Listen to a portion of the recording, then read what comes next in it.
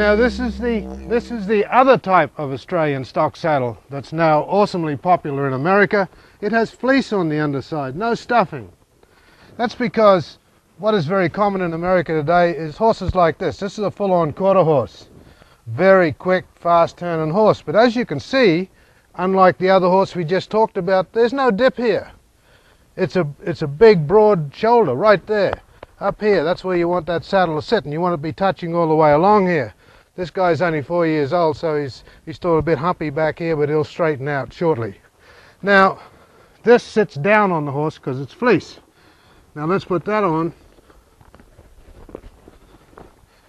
And now you see how flat that saddle is sitting. It's touching here. The bearing surface of this saddle doesn't happen until it's in here. So don't worry about that leading edge being up there. What I like to do is put the saddle more forward than you think it ought to be, cinch it firmly, and let the scapula push it back. This is the scapula, it'll push it back. The bearing surface of this saddle ends there, although the leading edge is here. Doesn't matter. Now look at how that saddle fits this wide young horse.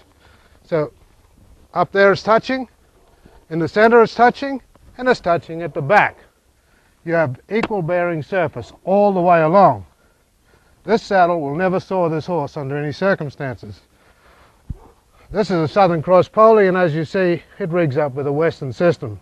Use a tackerberry on it. It's wonderful. Of course, it comes with horns and without horns, but there's your fleece-lined saddle. Now, 90% of the saddles we sell to trail riders in America today are fleece-lined, because 90% of the horses have a back similar to this, round and fairly straight, mostly derivatives of quarter horses. But a lot of other breeds have wider shoulders and straight backs, like Arabs and many Tennessee Walkers, and certainly Icelandics and Connemara ponies, and lots of horses have wide withers and straight backs. Thoroughbreds and some breeds of Tennessee Walkers have high withers. That takes that stuff panel saddle that we just talked about. But this is the saddle that will work on 90% of horses in America today. The other thing about this saddle, and indeed the stuff panel we talked about, is the tree is adjustable. It's made out of timber and metal, in this case timber and aluminum. I can bend the tree to make it fit the withers.